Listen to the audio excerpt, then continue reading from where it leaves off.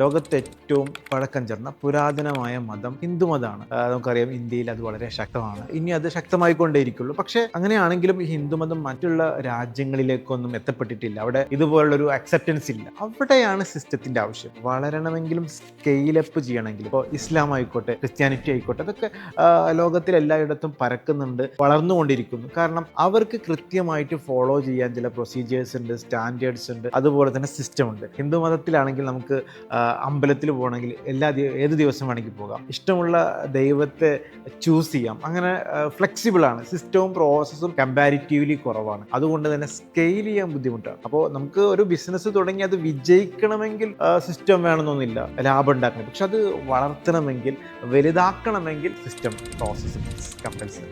പക്ഷെ സിസ്റ്റത്തിന് മറ്റൊരു പ്രശ്നം കൂടി ഉണ്ട്. സിസ്റ്റത്തിന്റെ പ്രശ്നമല്ല, സ്കെയിൽ ചെയ്യുമ്പോൾ ഉണ്ടാകാവുന്ന വലിയൊരു ഡേഞ്ചർ, വലിയൊരു അപകട സാധ്യത അതിന്റെ പിന്നിൽ ഒളിഞ്ഞിരിക്കുന്നുണ്ട്. അത്